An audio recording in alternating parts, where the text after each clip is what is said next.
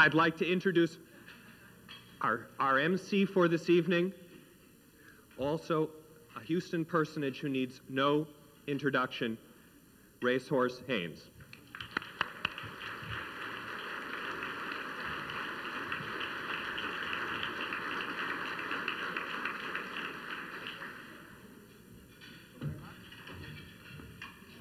Thank you so very much, and thank you, ladies and gentlemen, for permitting me to trespass upon your evening. I am honored and delighted that you would accept your basic poor country lawyer to come and visit with you for the evening on this auspicious occasion.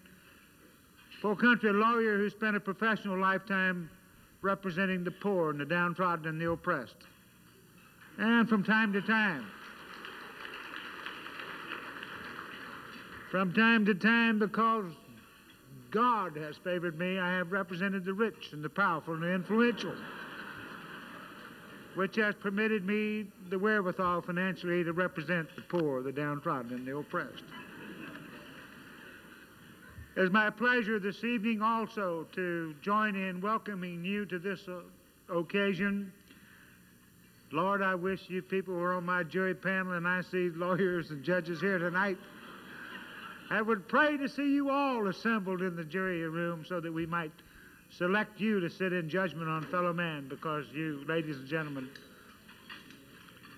you are really, and think about this, and I've only had 2 pops of the Jack Daniels, you are really freedom's trustees.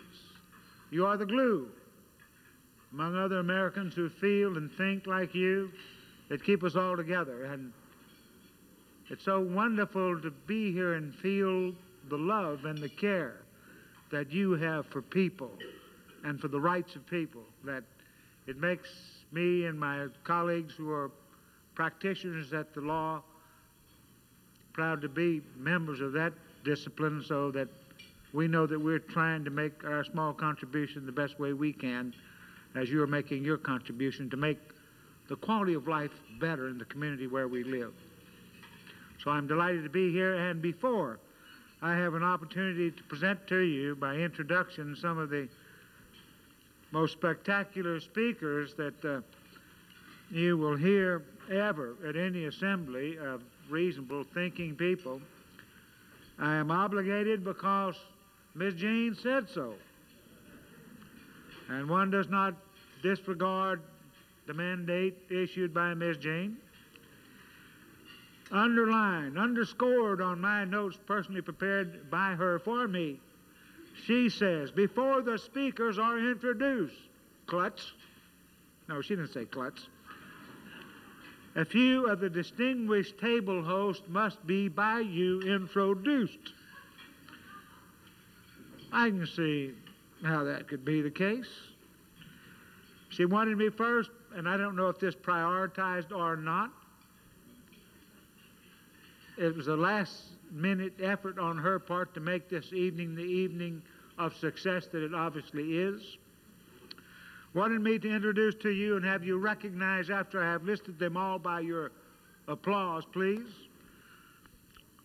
author and philanthropist Genevieve Vaughn from Austin, Texas. Let's just take it up for Genevieve. Mr. Michael King of the Texas Observer, one of our state's great believers in human rights.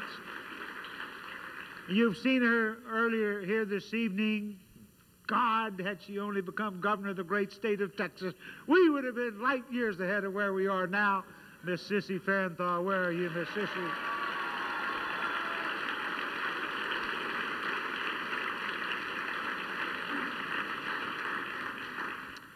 And this is a special privilege for me,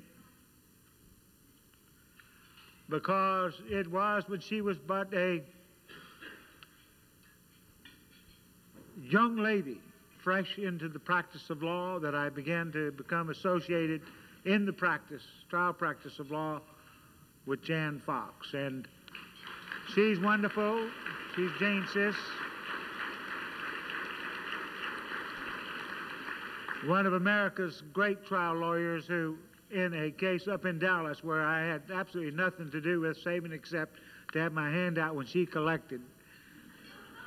She managed to persuade a Dallas jury, and Dallas juries are composed primarily of people who are vice presidents of insurance companies and former U-boat commanders. But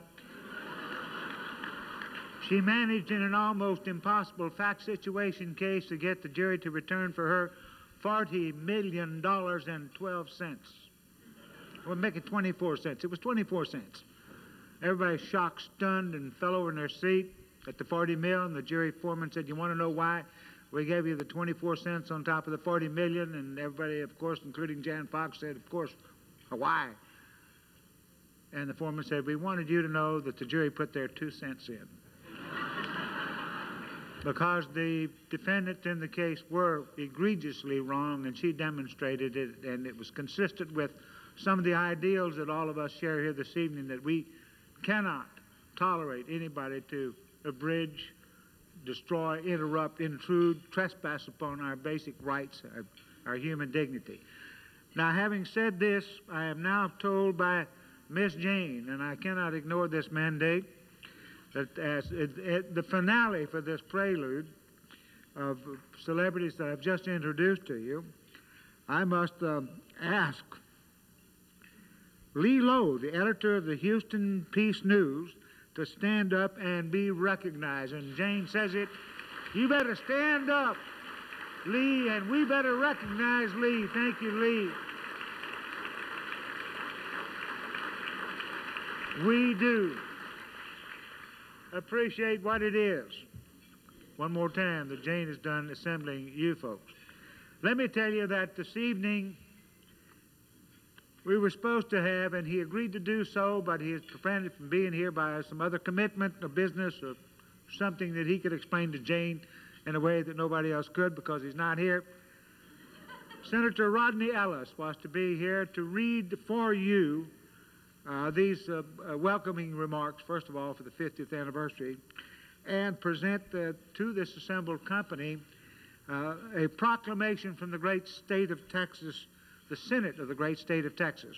But in addition to that, we have a proclamation from the United States of America, and I think that's pretty wonderful. And so if you have no objection and you will give me leave and permission, I will read what is on. I've not seen it yet, so it's a surprise to me as it is to you. But when the great United States of America recognizes this evening and this occasion and this anniversary, Lord, we have come a long way, have we not?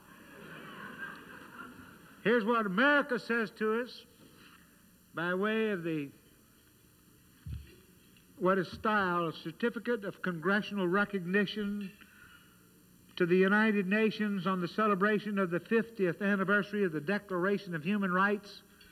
Whereas 50 years ago, the United Nations was born out of sufferings caused by the Second World War, and whereas the United Nations adopted the Universal Declaration of Human Rights, a document drafted by Eleanor Roosevelt on December 10, 1948, and whereas the United Nations has been tested by conflict, humanitarian crises, and turbulent change, yet it has survived and played an important part in preventing another global conflict and has achieved much for people all over the world. And whereas the United Nations has helped to shape the very structure of relations between nations in the modern age, now therefore be it resolved that on behalf of the 18th Congressional District of Texas, I take great pride in recognizing the 50th anniversary celebration of the United Nations Declaration of Human Rights.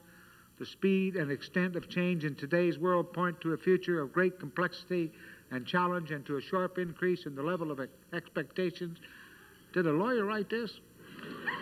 Of the United Nations. Accordingly, the commemoration of the 50th anniversary of the United Nations must be seized to create new opportunities for peace, development, democracy, and cooperation, as well as to redirect it to a greater service to humankind, especially to those who are suffering and are deeply deprived. Dated December 2, 1998, signed Sheila Jackson Lee, Member of Congress. Thank you, Congressman Sheila Jackson Lee.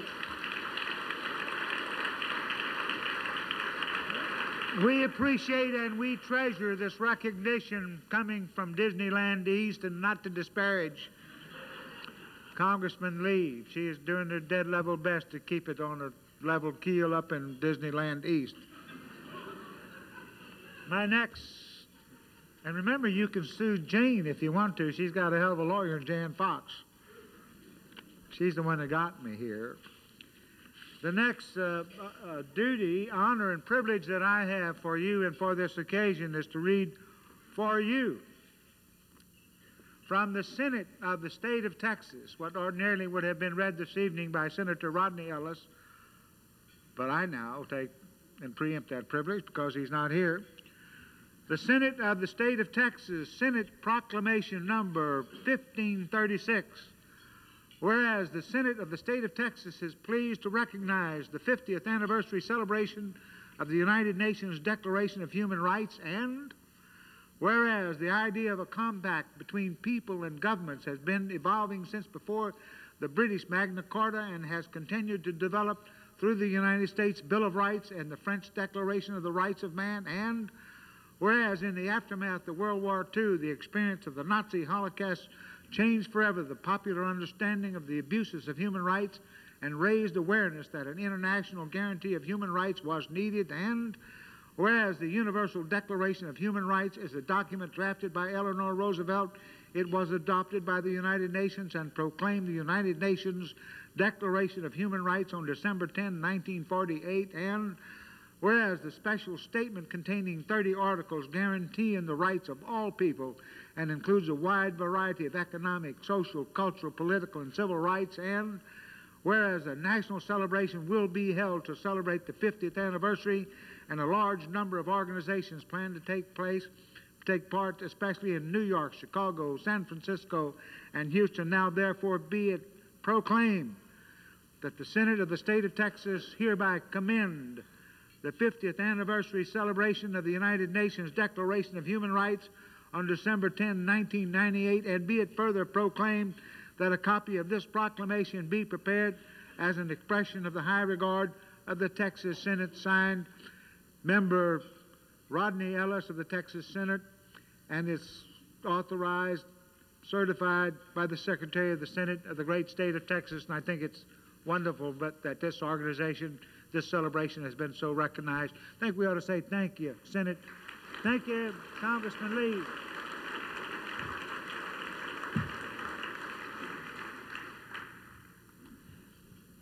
We have this evening permitted our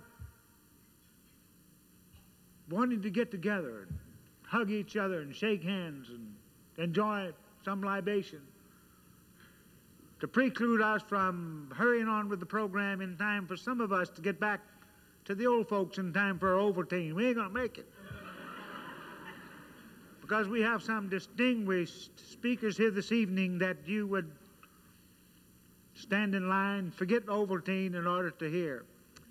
It's my privilege to bring to you and have you listen to them for what they bring to us that we need, that we appreciate, that we enjoy. Let me first ask you to recognize and appreciate Mr. James Cannon, who is the president of Energy Futures, Inc. of Boulder, Colorado. But he's no stranger to Texas or to Houston. He is a specialist in energy policy and what he calls, and I quote, the second transportation revolution. He has traveled widely and is well prepared to speak on human rights and sustainable development. Ladies and gentlemen, will you permit me to introduce to you, Mr. James Cannon. Would you welcome him, please, by showing. Thank you for coming up, Mr. James Cannon.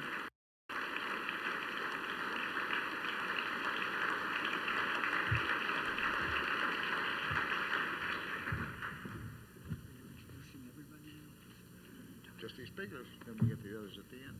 Okay. Fair enough? That's great. Okay, thank you. You look a lot younger than I thought you would. Smarter too? A lot smarter. A lot smarter. Well, thank you.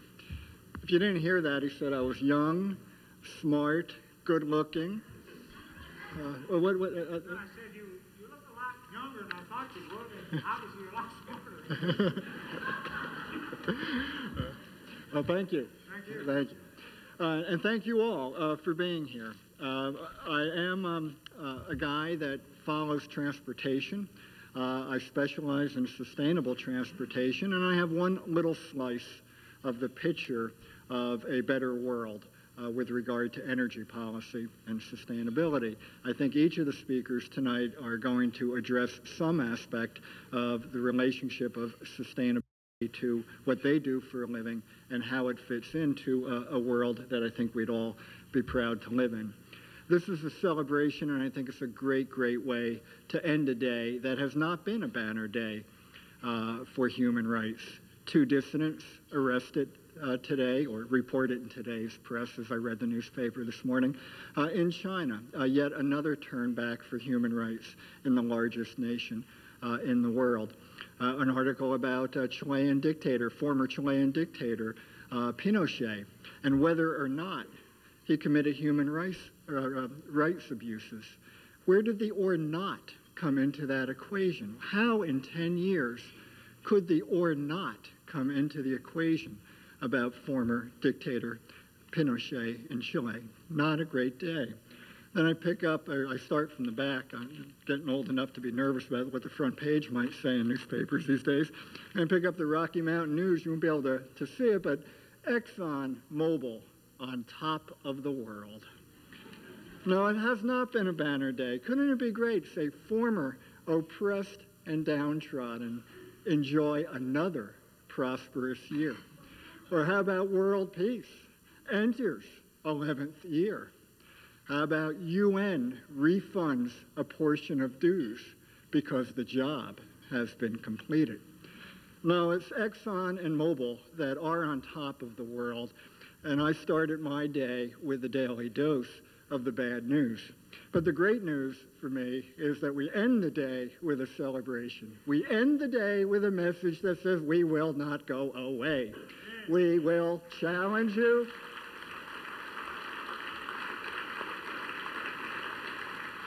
And we will fight you, and if all else fails, we'll simply outlive you. But we will not be denied. Okay, now, sustainability. There is one official definition of sustainability, and I'll read it to you. I think every speaker is probably going to have their own, and you'll hear lots of offshoots of this. Sustainable development is development that meets the needs of the present generation without compromising the ability of future generations to meet their own needs. That is the definition developed, by the way, by the United Nations in the 1987 Brooklyn Report that has been, I think, widely accepted as a definition of where we want to go and how we want to measure success. Now, in my field, the energy field, I have a simpler definition that says sustainable development means enough energy for everyone, forever. And I'm going to talk tonight in my brief moments about 4 characteristics of sustainability in transportation, where we are now and where we want to get to. So 4 characteristics of sustainable transportation. The first one, very elemental to human rights, regards pollution. There cannot be, I don't think, a more basic human right than the right to breathe. Just try doing without that right for a while, 1 minute perhaps. But yet that is, in fact, the human right that in transportation is most under siege. As automobiles today, in the United States, where we have some of the cleanest automobiles in the world, still accounts for half of all air pollution in the United States, nearly 70% in the city of Houston. It accounts for 85% of toxic air pollutants and carcinogenic air pollutants in the United States. It accounts for 1/3 of global warming. I argue probably the largest single environmental threat since the splitting of the atom is probably global warming. Automobiles emit 40 tons of the stuff every second in the United States. And this is some of the cleanest technology in the world. Go to Mexico City. You know, we pay United States Foreign Service employees hazardous duty pay to work in Mexico City because of the air pollution. In China, 4 of the 10 dirtiest cities are in China. There are cities in China that are called the invisible cities because satellite sensors cannot penetrate the smog to detect the presence of human life beneath it. So we have a system today that challenges the fundamental right to breathe. And the answer, of course, in any sustainable energy system has got to be pollution-free transportation energy. And the way to make that happen is to electrify the automobile and stop trying to fix the tailpipe of a car, but instead to have pollution-free transportation vehicles that have no tailpipes. And that is what we call hydrogen fuel cell technology or electric battery technology powered by renewable energy, where you have zero pollution from the beginning of the cycle to the end. This is not a pipe dream. There are zero-emission vehicles on the road in practically every state in the country today and in practically every country in the world. But this is where we need to get to. Don't expect GM or the major automotive manufacturers to be the lead in this. I have spent 25 years fighting it out with what I call the no-can-do boys. The lobbyists in Washington have fought your right to breathe for my entire career. If I ever write a biography of my work with them, I call it the little engine that couldn't. Because in my experience, I don't think we can, I don't think we can, I don't think we can, is all I've heard out of GM and the automotive manufacturers. No, we must move to different strategies of industrialization, new companies, new ideas by new, younger people in new areas. GM is not the worst. It could be Microsoft that built cars and they'd crash twice a day for no reason. But maybe I'm going soft, and the light that comes on before the airbag deploys and says, "Are you sure?" Or if you want to turn off a Microsoft car, you press the start button. You know, and Macintosh would probably build a better one, but it would only run on 5% of the roads. But we'd all be frantically driving them because on January 1, the year 2000, the engine's going to seize. And then we have to junk it. So things maybe could be worse than GM, but the simple answer is that to move to sustainable transportation, we're not going to be relying on the companies that brought us the technology of the 20th century. We're going to be looking to companies that understand sustainability and are willing and able and anxious to protect our human rights to breathe. Now, the second of the four, the move to sustainability, implies moving from scarce resources to more abundant resources and ultimately to totally renewable and sustainable resources. It's a no-brainer that one of the biggest problems we face in this world today in terms of the oppression of people comes from scarcity. And it is the scarcity of oil that drives many, many of the world's problems today. We now burn 4,000 gallons of gasoline in our cars every second. And we have built a huge system. 87 new cars are manufactured in the world every minute, and they all burn gasoline. Our most limited natural resource in the energy field and our most rapidly depleting natural resource in the energy field. You all know this is Texas. United States oil production peaked in 1970. It has dropped 25% since then. We all know that we are continuing to grab oil from the last great reservoir of oil in the world, which is the Middle East, and all the problems that come from that. We simply must move to renewable fuels and sustainable fuels. It's not a problem. You know, every 45 minutes, more energy strikes the earth in the form of sunshine than is released from the burning of all the coal, all the oil, and all the natural gas in one entire year throughout all the globe.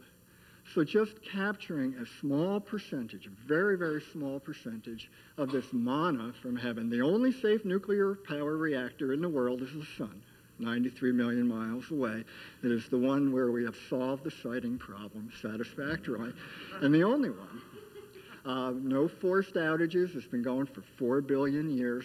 No waste disposal problems. It's manna from heaven. And all we need is a small portion of 1 hour of sunshine to power the world. But we have to convert it to fuels that we can use, that we can store, put on board a vehicle, and convert without violating our right to breathe.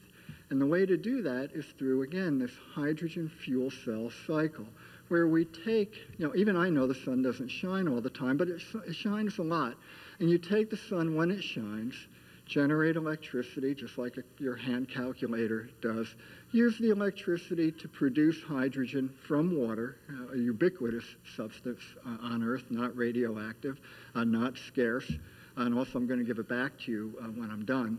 It creates hydrogen and oxygen using solar energy or wind energy or any of the renewable energies.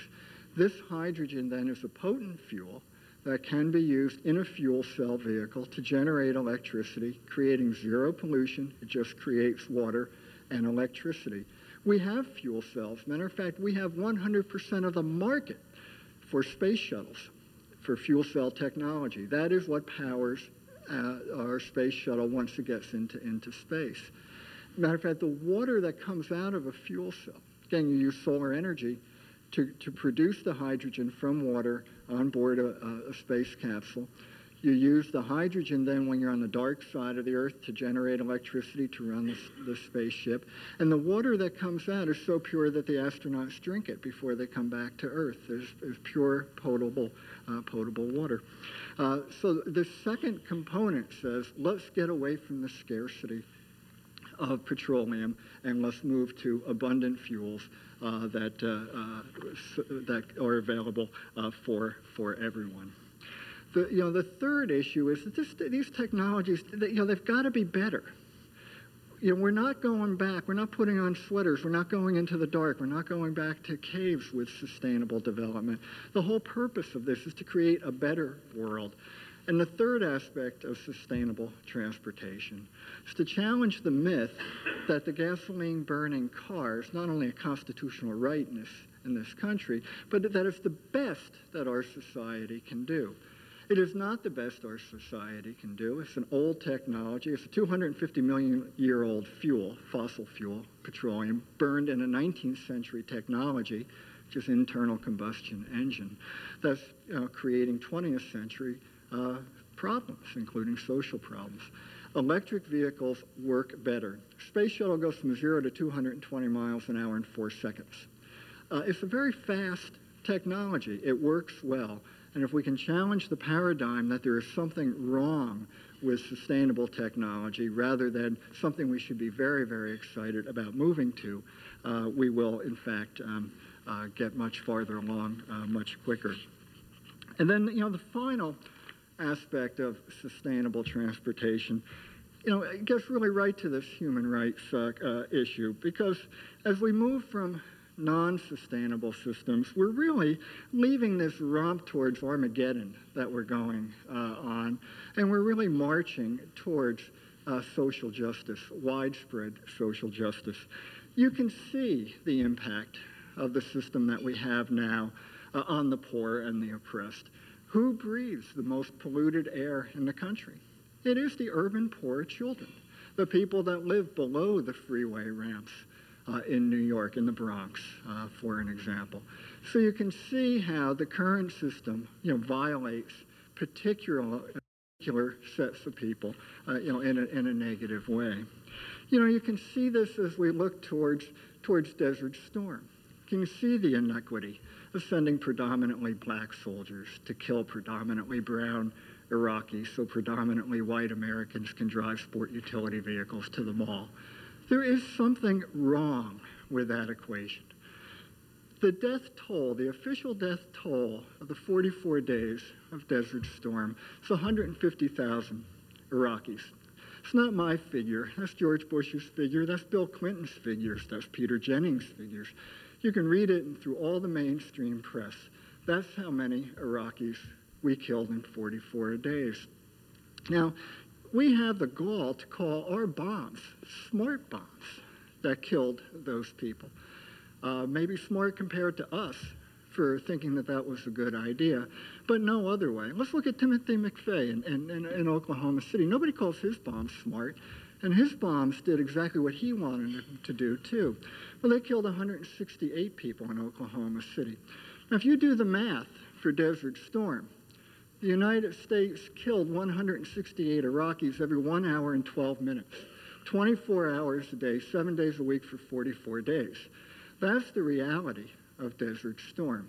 And we killed women, we killed children, we killed elderly, and we killed soldiers. And we killed lots and lots of 16-year-old soldiers. And my son is almost 16 now. And I try to think that of my son in that situation.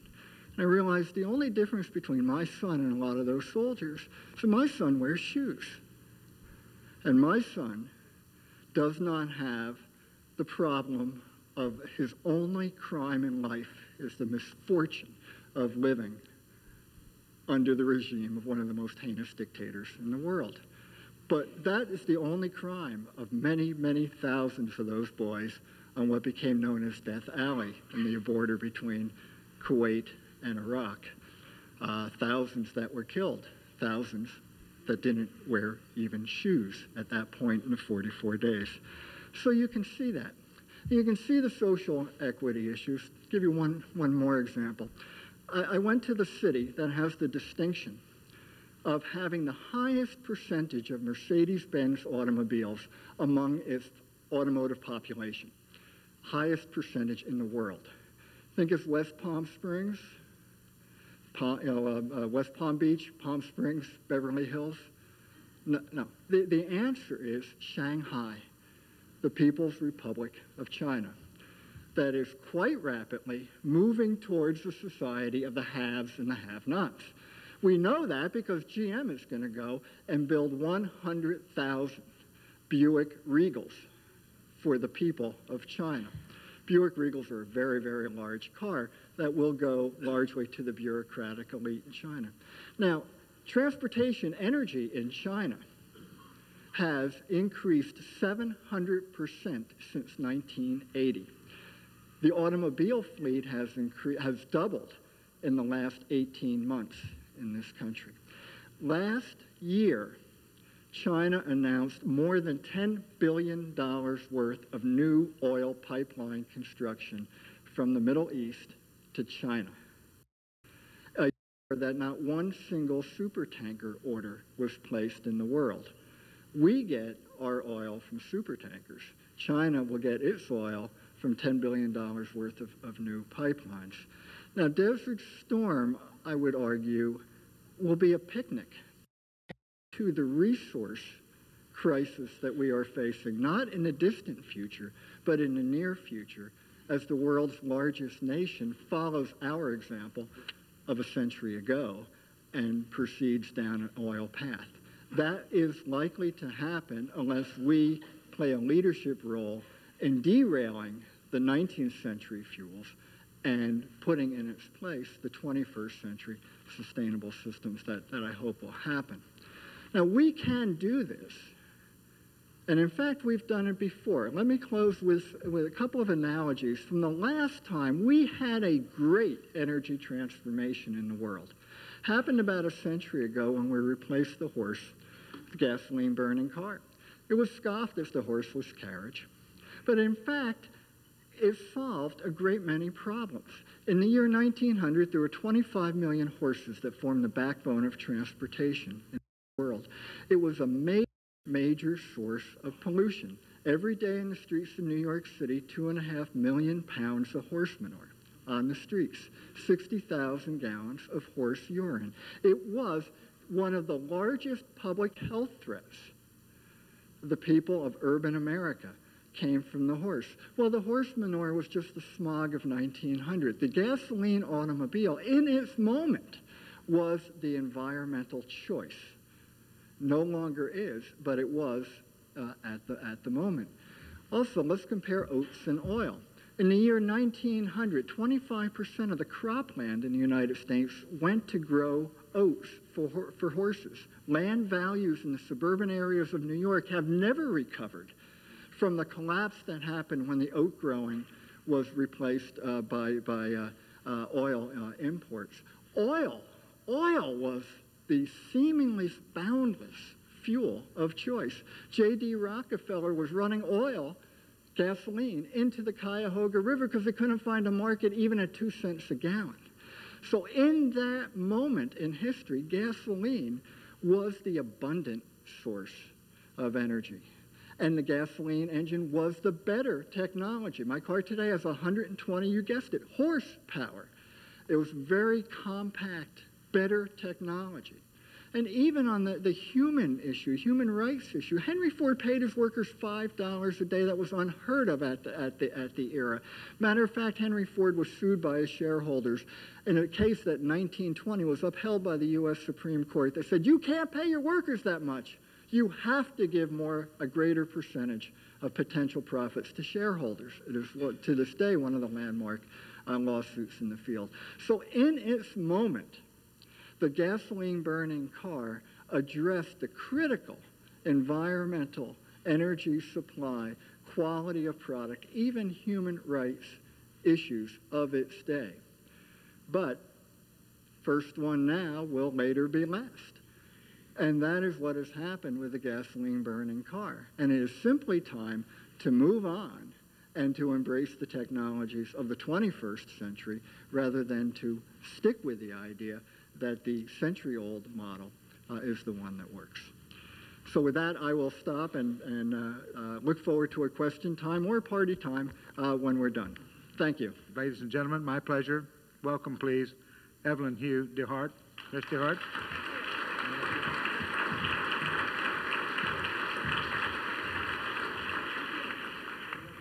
Thank you. Well, that's one unreconstructed Texan. He said I was young too, so I wonder about his notion of age.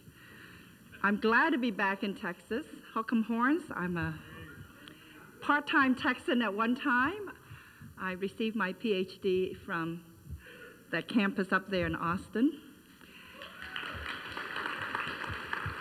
in Latin American Caribbean history.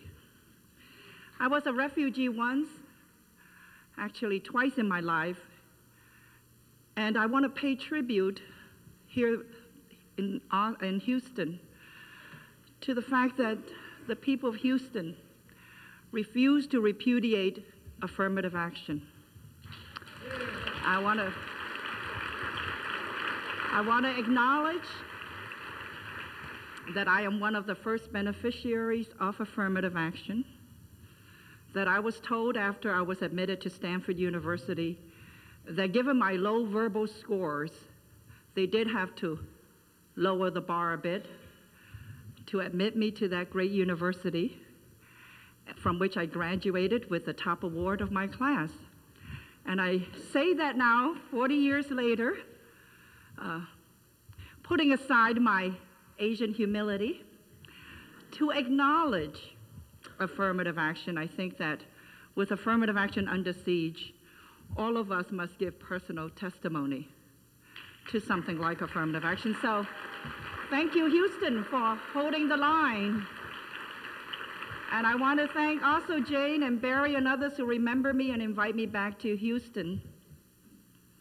Houston, of course, has changed a lot since I was here in Texas.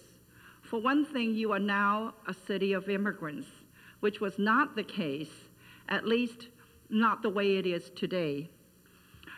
I just came back Monday night. I just arrived back in the United States from a trip to Hong Kong and Manila. Talk about pollution. By the way, I'm sure it wasn't planned that two people from Boulder would be on this program.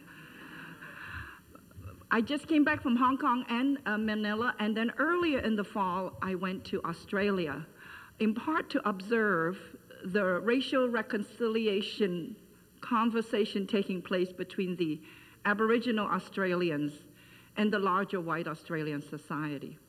But I also witnessed in Australia something that would resonate a lot with us in the United States today, and that is an anti-immigrant movement in Australia, particularly anti-Asian because the bulk of the new immigrants to Australia has been from around the Pacific.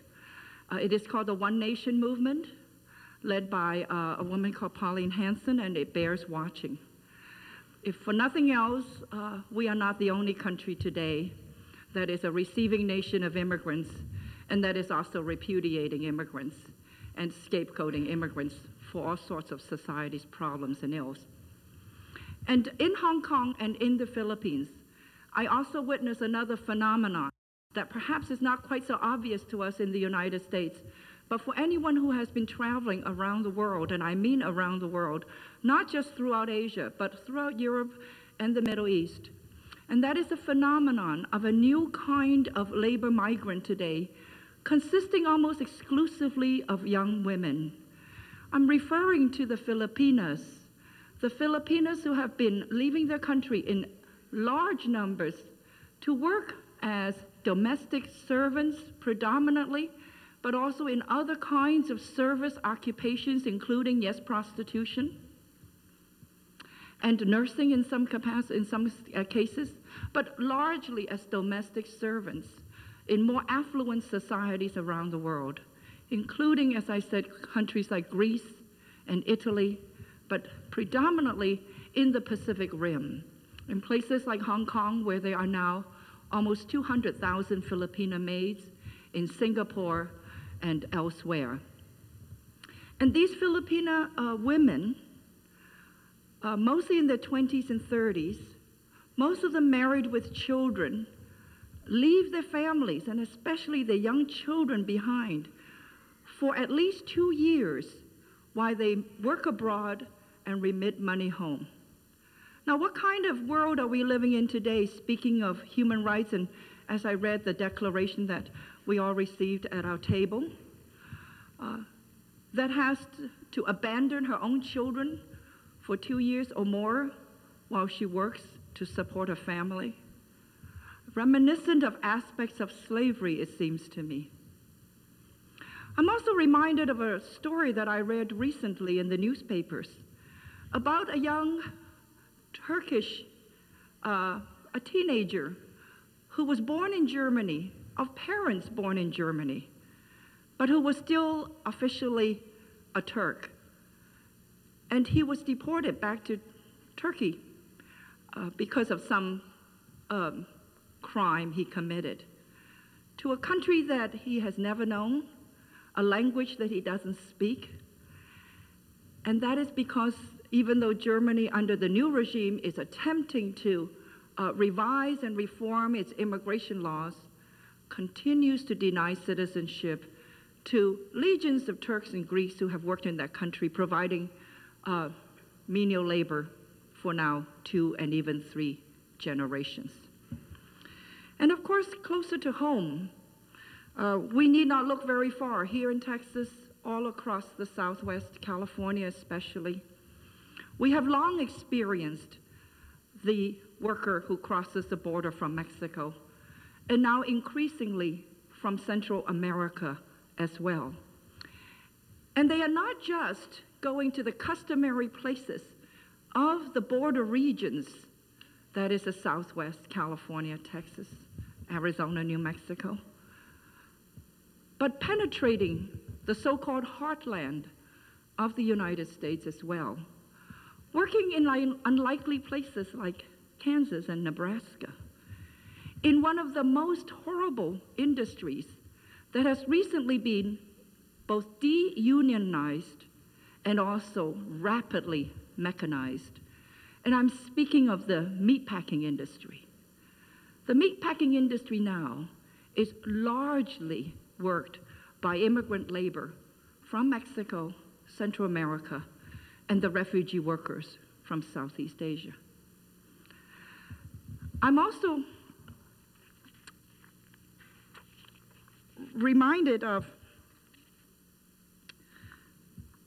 the sweatshops that have reappeared in the United States. Now, we may think of the sweatshop as a thing of the past. We know that in American history at the turn of the century, immigrant workers labored in the sweatshops of New York City, for example, resulting in the famous Triangle Fire.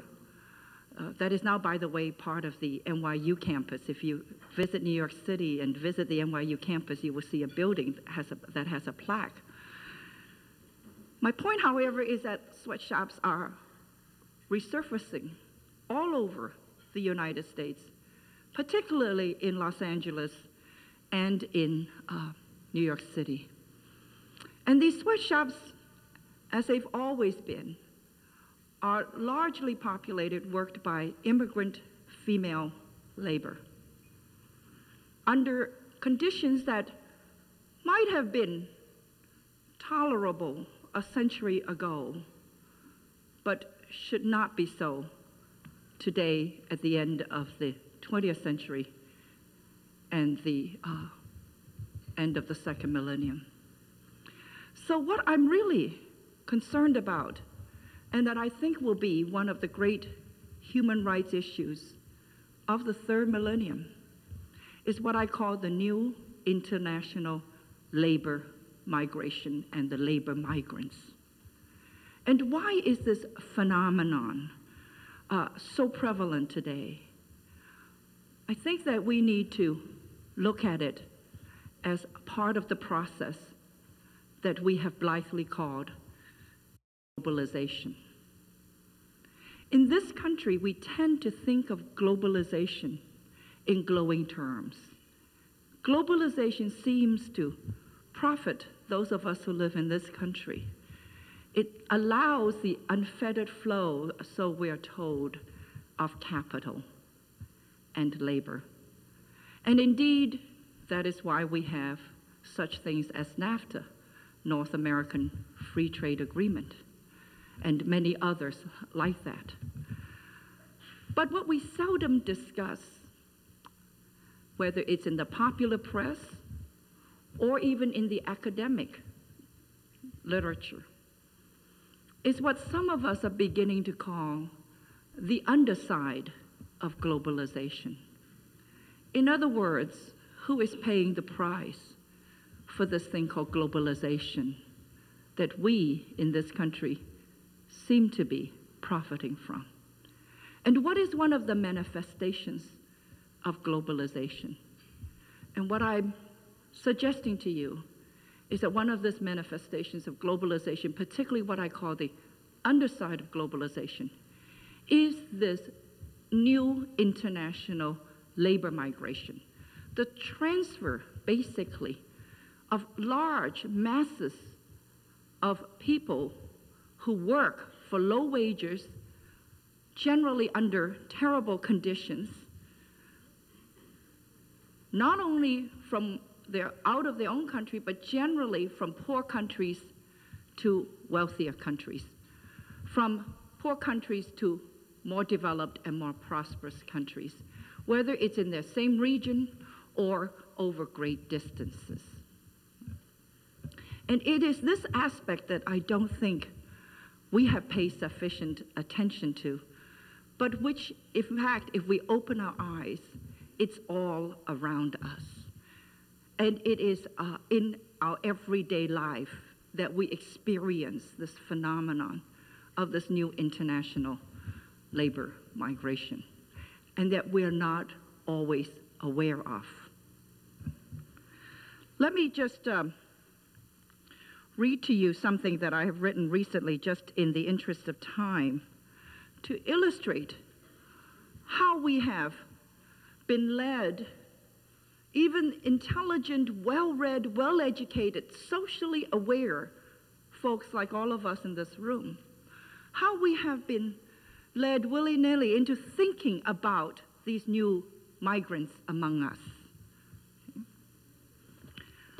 For example, the way we have socially constructed the idea of the illegal alien as an unsavory and undesirable social element.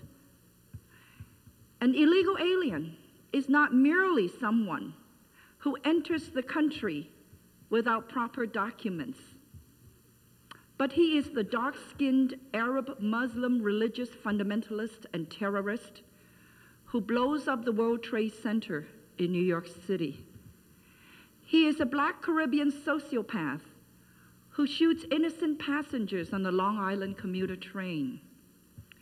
She is the pregnant Mexican welfare cheat who crosses the border to San Diego to have babies, who then become U.S. citizens and in turn enable the mother to claim welfare benefits. They are the unassimilable Southeast Asian war refugees too eager to take any job at any wage, thus depressing the wage scale and robbing the livelihood for bona fide, long-time Americans. They are the Mexican and Asian youth gangs contributing to our urban crime problem. They are the single Mexican men loitering around suburban street corners, urinating in the streets, sleeping under the bushes of residential homes. They are the children crowding into our urban public schools, demanding bilingual education and other special services. And they are the families without insurance who jam our public hospital emergency rooms. Television and print media provide numerous other examples of what we might call this nativist paranoia. The image and rhetoric of invasion is once again reminiscent of the yellow peril of a century ago that was used to characterize the influx of Asian immigrants.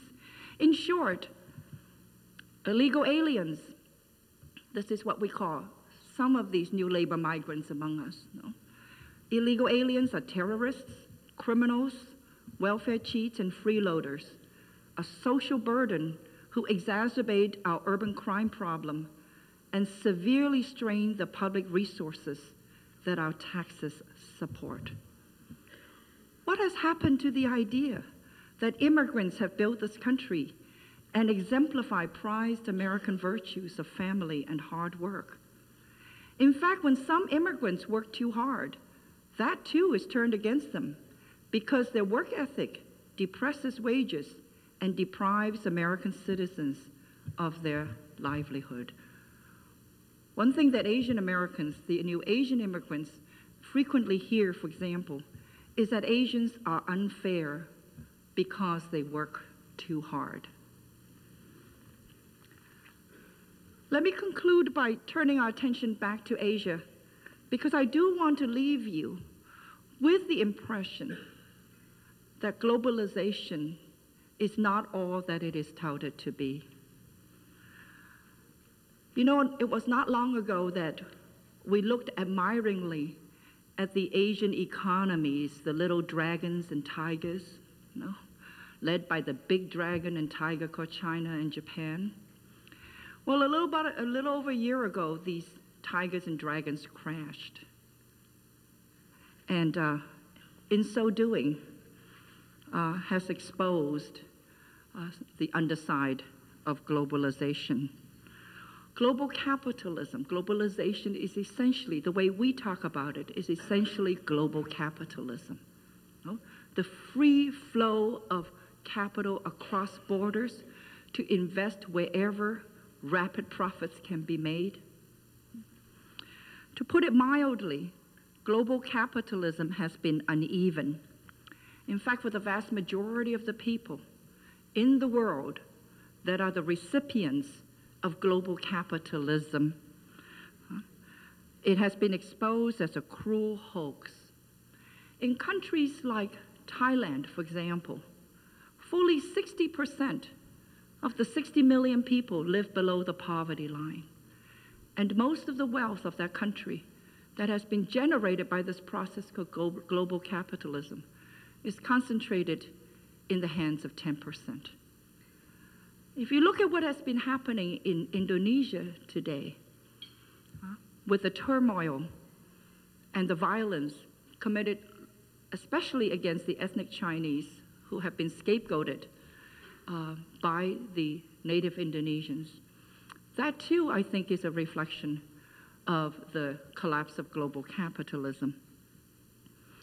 One of the most insightful, relentless, and trenchant critics of globalization, William Greider, whose work I really recommend to anyone who wants to read up on this, sums it very well. He says, any healthy economy, including the globalized marketplace, will sooner or later be undermined if the broad ranks of consumers lack the wherewithal to keep up.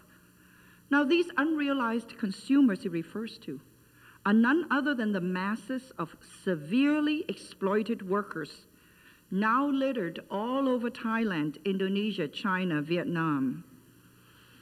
And Grider denounces the abundant, what he calls lurid examples of the random inhumanity in global capitalism found in sweatshops and factories all over the world.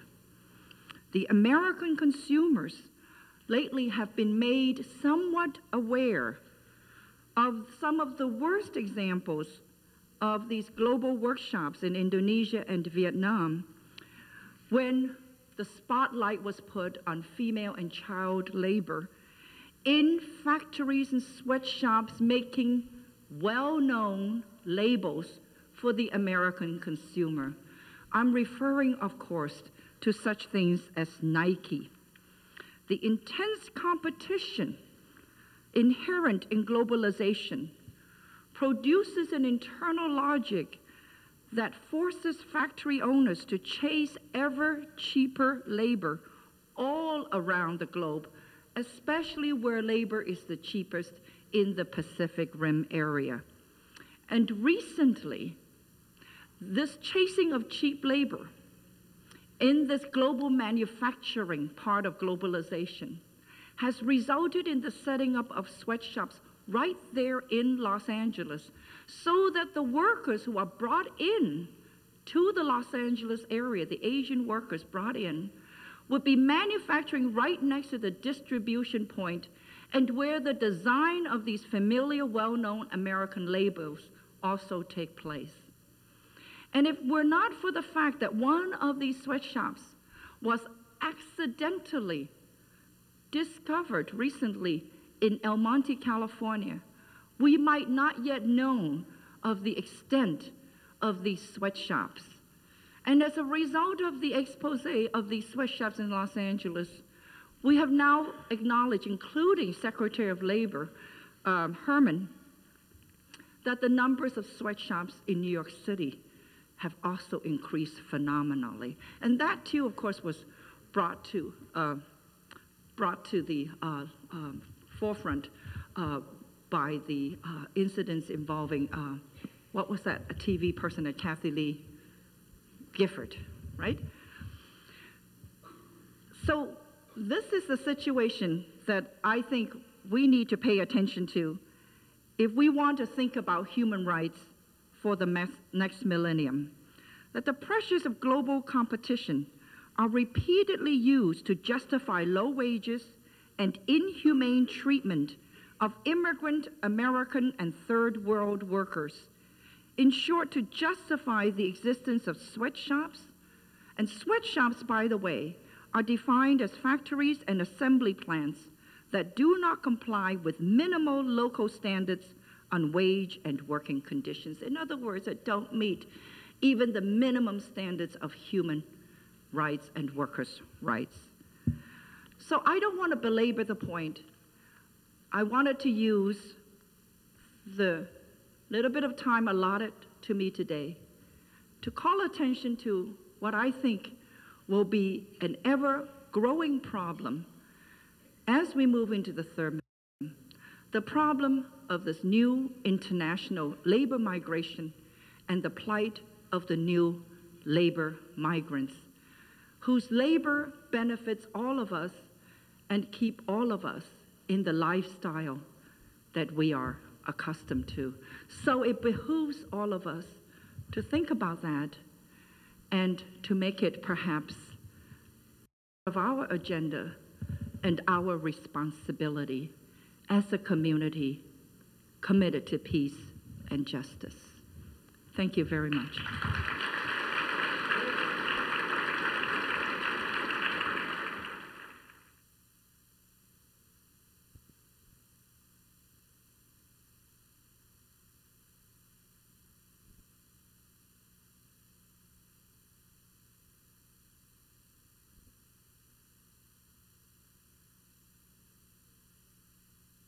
Ladies and gentlemen,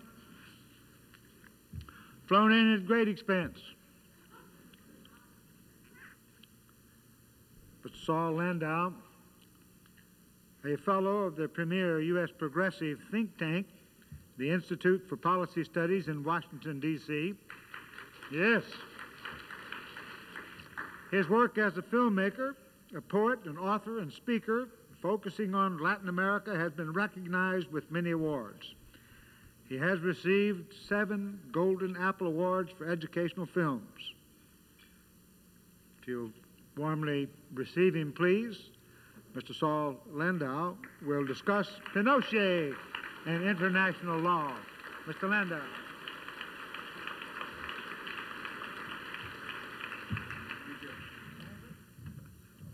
I didn't know that. Thank you. I think I'm going to surprise a few of you by beginning by saying that globalization has produced in the last month something very positive. Indeed, one of the few positive things that has been produced, it's the globalization of human rights law. I'm referring, of course, to the decision in England by the House of Lords Special High Court, the Law Lords, deciding that the British government had the right to arrest Augusto Pinochet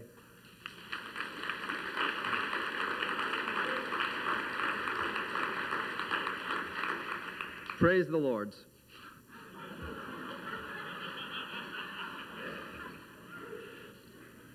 And I'm going to, I think, wind up by trying to involve all of you tonight in keeping this, what I find surprising, shocking, wonderful course of events that began in mid-October when Pinochet had gone to London and received the red carpet treatment and had tea with Mrs. Thatcher, who toasted him with her teacup.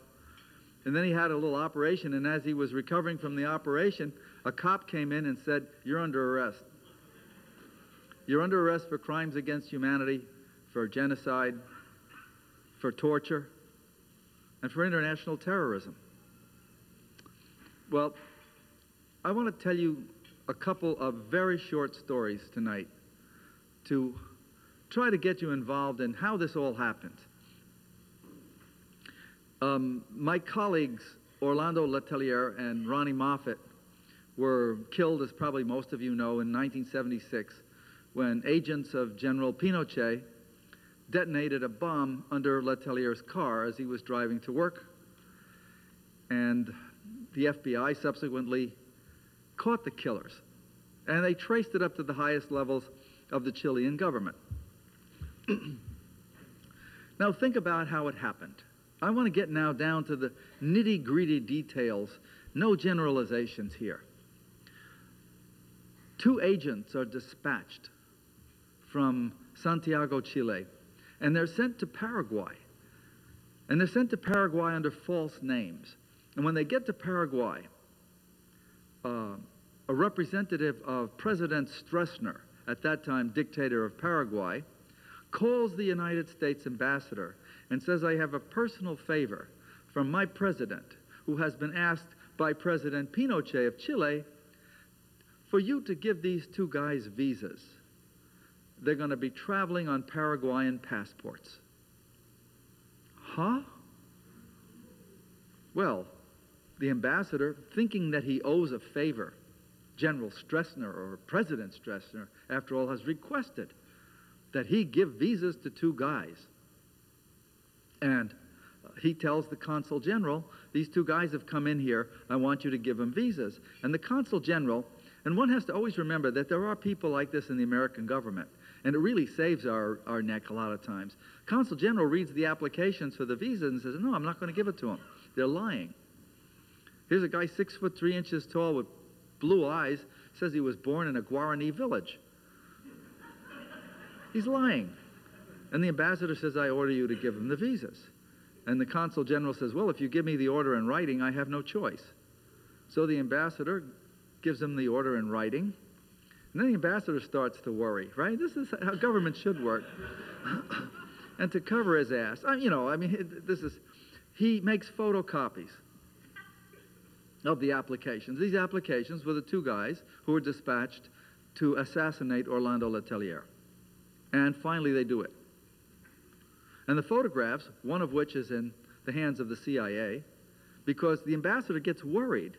He says, these guys say they want to go to Washington, D.C. on Paraguayan passports for the purpose of visiting General Vernon Walters, who at that time was deputy director of the Central Intelligence Agency. And so the ambassador, worried, sends photocopies of their applications with their photographs to General Walters and to his boss, Henry Kissinger, who you will remember was Secretary of State. And he gets no reply from either one. Well, as it turned out, that particular phase of the mission didn't operate. 2 months later, the same two agents came back, now carrying different passports, false names, and all that, and that time did the job. And how did they do the job? And how about these documents, and why have they never surfaced? Well, they did the job.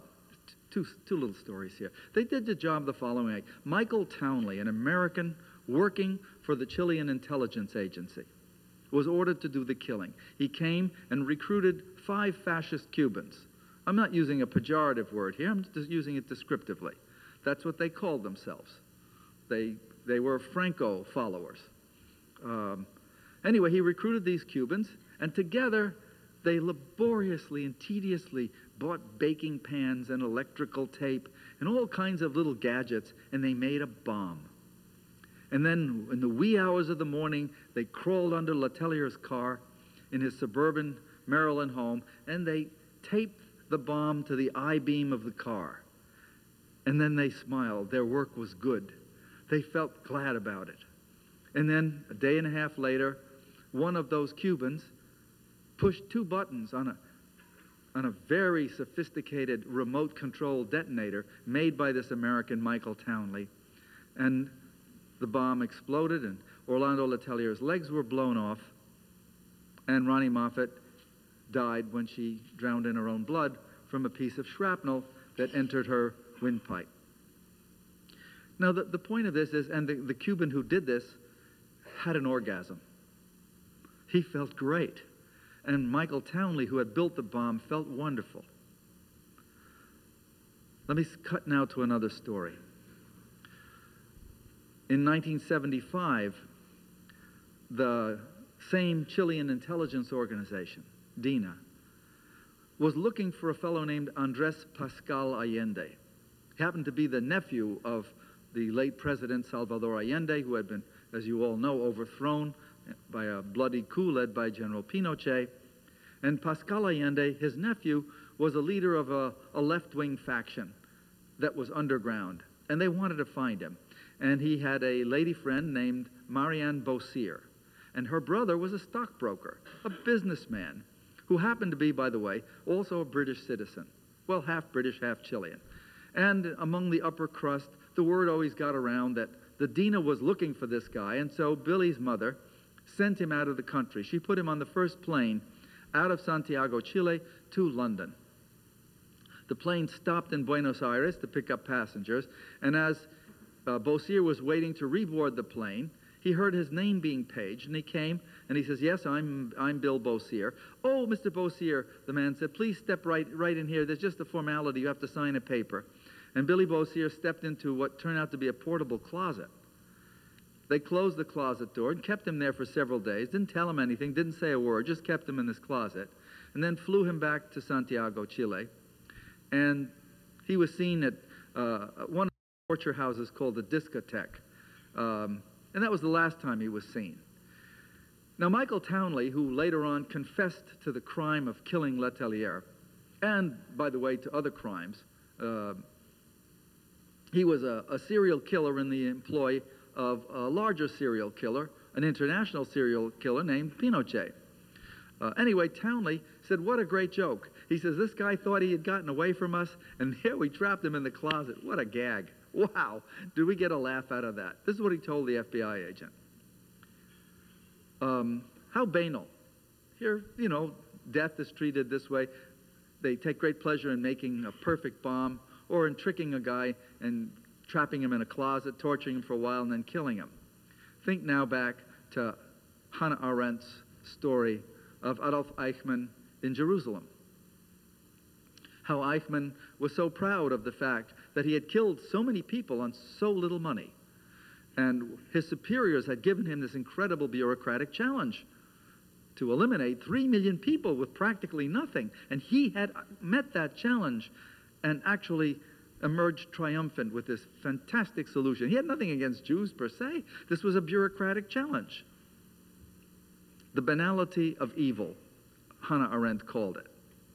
And indeed, when you laugh at trapping somebody, then torturing and killing him, or you laugh at or feel satisfied that you had met the bureaucratic challenge and killing 3 million Jews in the process, this is indeed the banality of evil. But the banality of evil always exists inside of, how should I call it, a heroic or an epic evil. The evil of, we will conquer the world, or the evil of, we shall defend the free world by any means.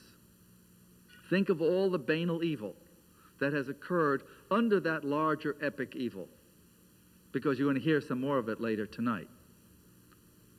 So the epic evil makes possible the emergence of petty bureaucrats like Adolf Eichmann, who ends up being in charge of a final solution, or petty killers like Michael Townley and his Cuban cohorts.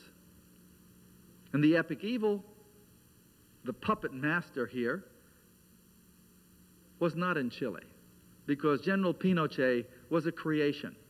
He was a creation not only of the right wing and the wealthy of Chile, because they certainly played a part in it, but he was also a creation of Richard Nixon and Henry Kissinger. They created Pinochet. So that you understand, by the way, why the United States government has some, how shall I say it, ambivalence about cooperating with the current process underway in Spain, where a magistrate is investigating Pinochet and asking for his extradition so that he can answer questions. I want you all, by the way, who can remember that in the morning, tomorrow morning, or tonight when you get home, to just sit down and write a very simple note to Madeleine Albright, Secretary of State, and Janet Reno, Attorney General, reminding them that President Clinton, in one of his rare moments before the United Nations, pledged that the number one concern of U.S. foreign policy in the next 2 years of his administration would be combating international terrorism. Augusto Pinochet was responsible for the most heinous act of international terrorism in the city of Washington, D.C., the nation's capital. He ordered, and there's no doubt about this in the U.S. government, 2 former FBI agents who investigated the Letelier case and the former prosecutor have all in the same words said it was inconceivable that Pinochet had not authorized this hit. So write to Reno and write to Madeleine Albright. We're told by the State and the Justice Department we're not getting enough heat from the American public. You can't expect this administration just to do something because it's right. God forbid. So get behind this and do it. But also understand, in the context of this horrible Cold War, just as in the context of Nazism, we had some incredible, incredible crimes committed. The violations of human rights on a horrendous scale, not just in Chile or in Guatemala, which Jennifer is going to talk about, I'm sure, later on, but all throughout the world. So one must be very careful as we head into the third millennium, not to lose one's vision about how great the world could be for our children, grandchildren, and so on. But be careful about these larger heroic and epic visions that promise to defend the free world or to conquer the world for this or that civilization. Because inside of those epic ideologies, which are usually fairly ridiculous when you come down to them, but they're repeated, as you know, over and over again. But inside of them, the petty bureaucrats emerge as the carriers of incredible evil. And I think this is the lesson that I certainly take away. And I hope you all join me in pursuing Pinochet. Every day that he's under detention, I consider a tremendous victory for human rights.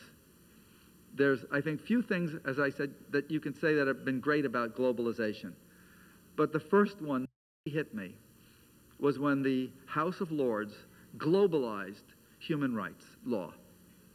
They said you can't get away with it anymore. You're not simply a former sovereign or a former head of state. You are being charged with criminal acts, and those you have to answer for. And I think if we can make that a point, and you all can help me and all of the thousands of people who've worked on this, we will, how shall I say it, have a small measure of justice. Thank you.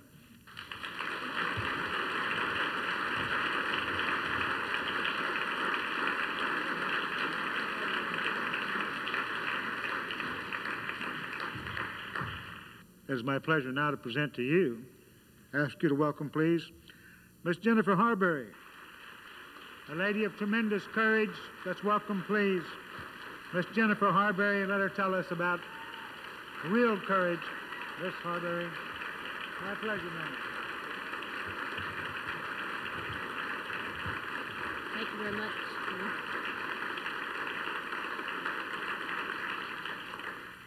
Thank you very much. I'm delighted to be here tonight, especially to honor this universal declaration that I have so much hope for.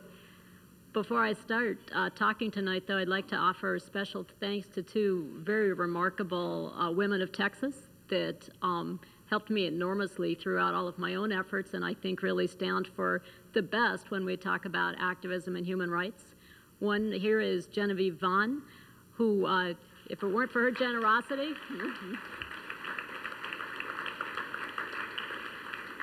when I first came back to the United States, you know, begging for help and trying to figure out what to do for my husband and sort of crawling across the United States, Genevieve Vaughn was there to give me the funding I needed to get doctors down to Guatemala with me, to get airline tickets to D.C. to look for help, and continued to give me that support until the case really took off by itself. And she had the courage and the confidence to do that for me, and without her, I wouldn't be here today talking about this case. It wouldn't have happened.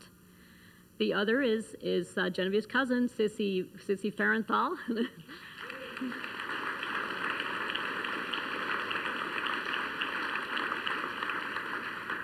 Who managed to go down to Guatemala with me and get surrounded by 26 policemen with rifles and tossed out, and then actually came back during my hunger strike and braved the streets of Guatemala, which were less than friendly at the moment, and then went down to Costa Rica to testify against the Guatemalan army at an international trial. So I really want to give special thanks to both of these women. Thank you very, very much.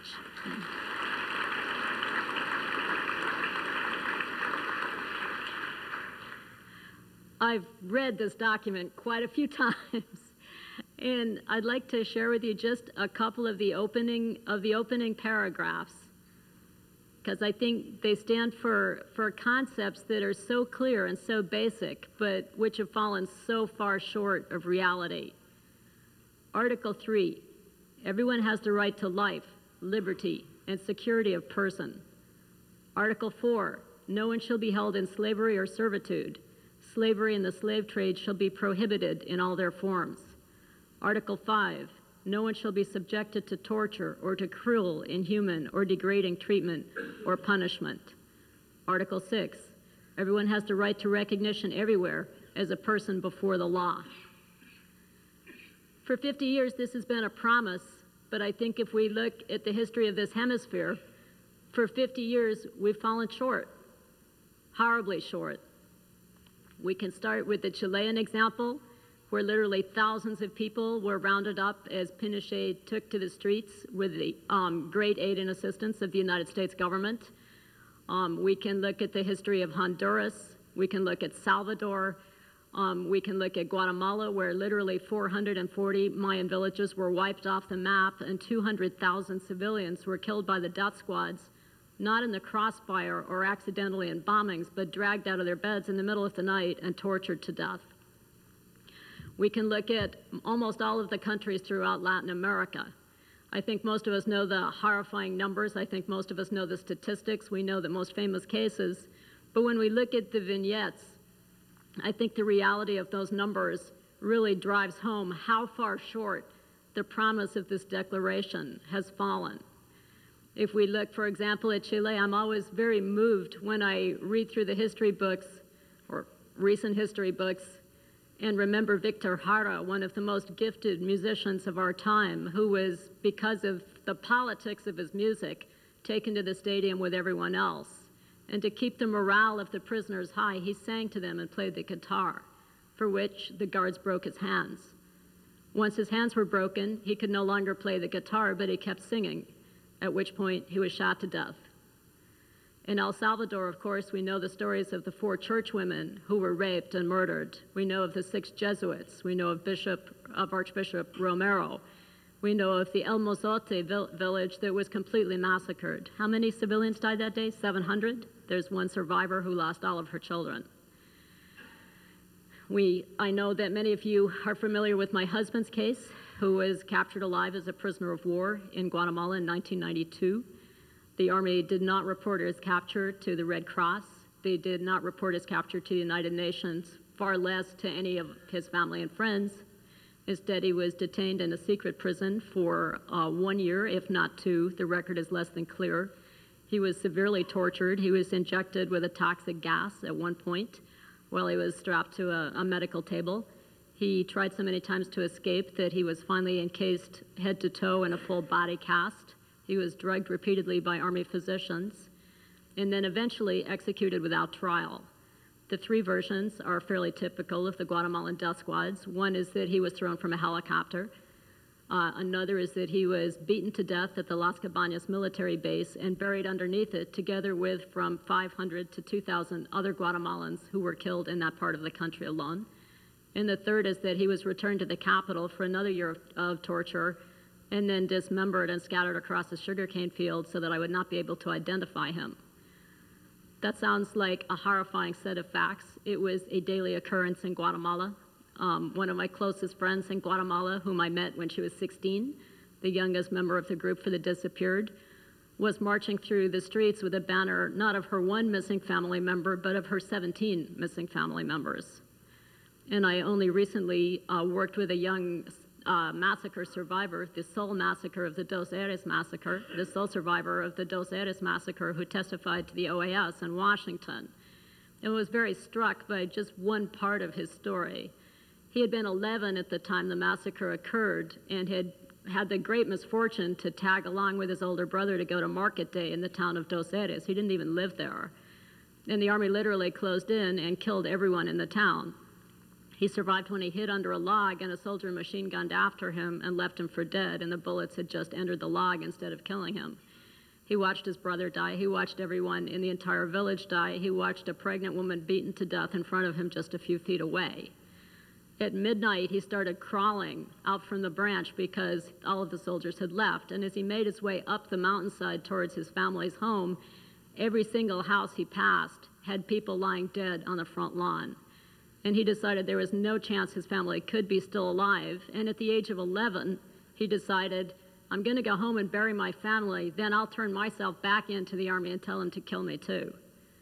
Miraculously, a young soldier had run into his family home, a young indigenous person, and hadn't wanted to kill him. He saw them praying on the floor and said, keep praying and don't go outside no matter what, and had just left them there alive.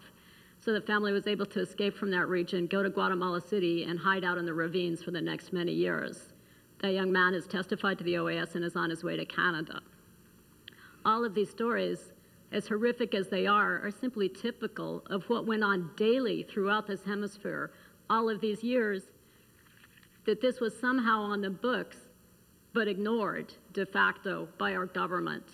And what I'd like to throw down as the challenge for all of us and the invitation for all of us is to start with the really hard questions, which are, of course, what did our government have to do with all of this?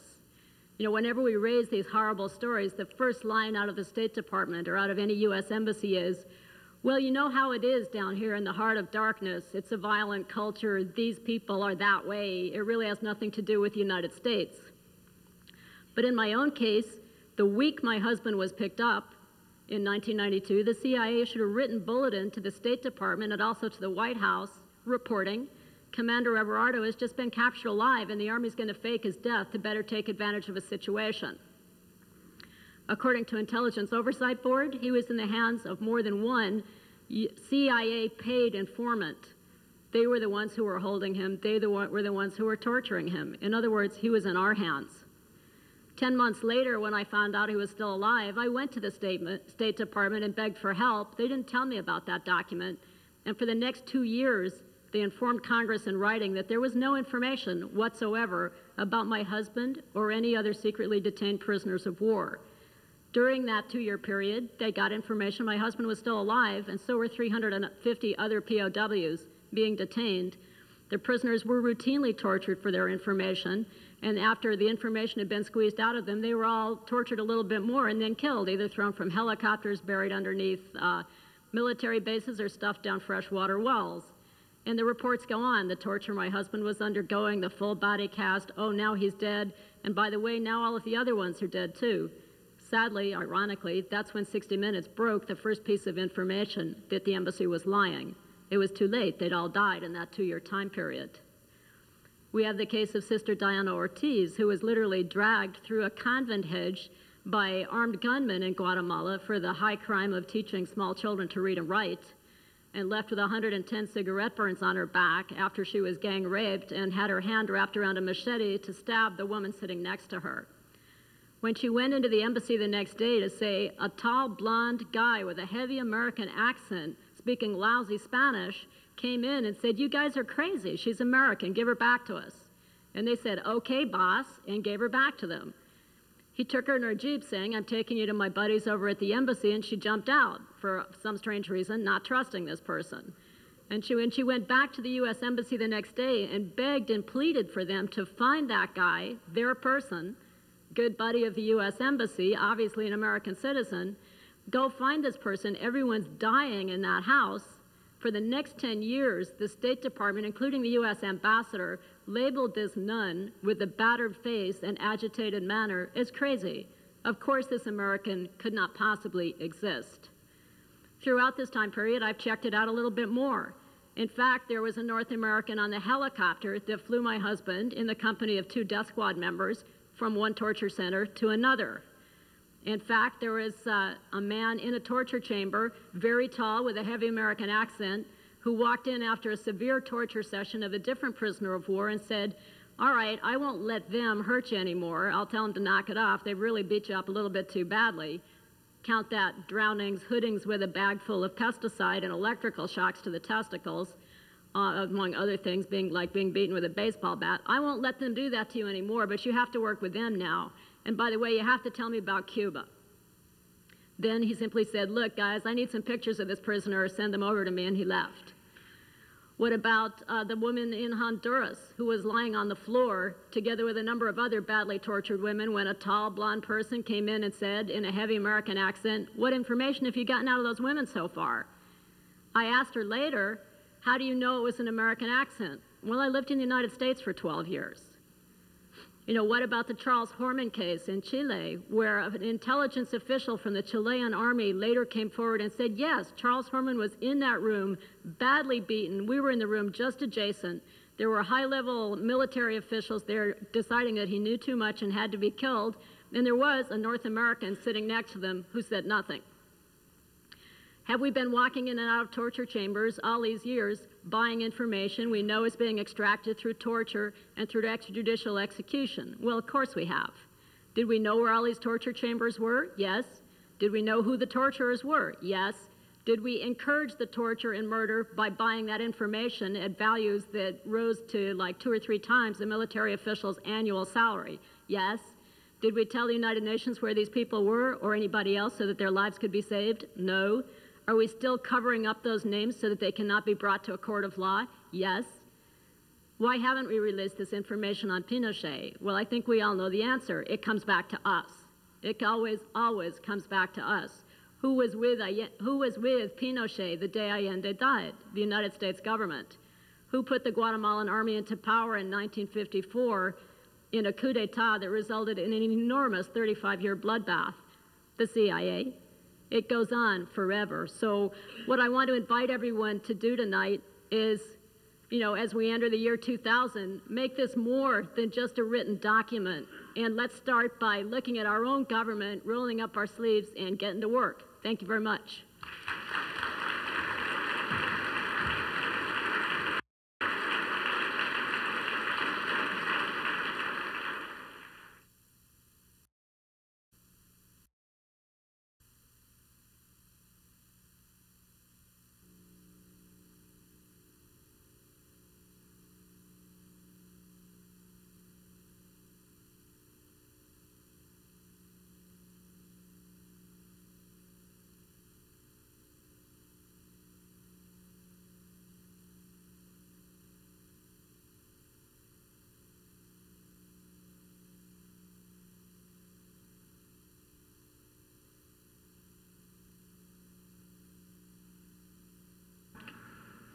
She and her sound men placed their lives on the line several years ago while they were reporting on the invasion of the East Timor by Indonesia. She's popular because she has never backed away from reporting truths, unpleasant and often denied by policymakers in Washington. Ladies and gentlemen, please acknowledge, welcome, Miss Amy Goodman. Amy, where are you? We need you.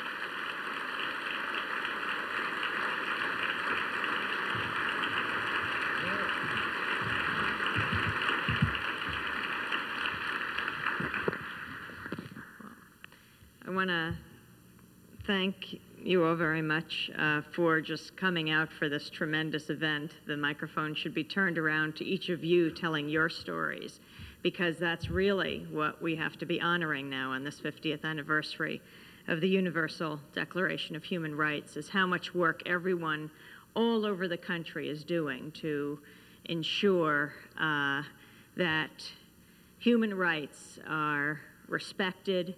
And unfortunately, in this country, what so many people have to do is to challenge their own government, because as Jennifer was just pointing out, and Saul before her, it is this country that we have to hold accountable. And in that way, maybe people around the world can live more freely.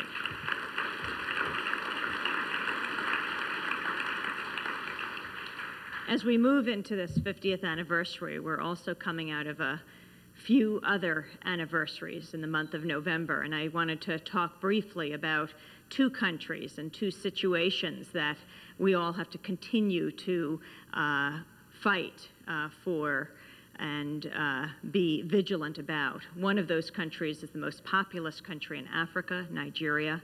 The other, the fourth largest country in the world, Indonesia, both Indonesia and the country that it occupies, East Timor.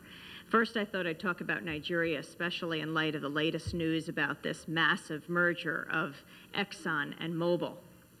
I got a chance to go to Nigeria a few months ago with the producer of Democracy Now!, Jeremy Scahill. I'd been wanting to go to Nigeria for a few years, since 1994.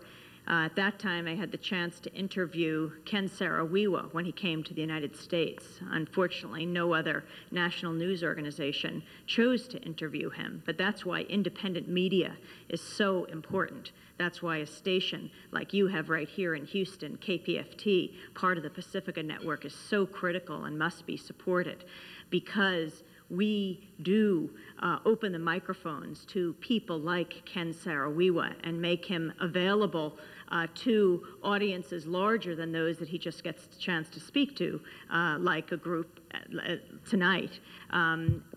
We can open the microphone and make sure that millions of people hear him around the world, hear the kind of bravery that he represents, or I should say represented.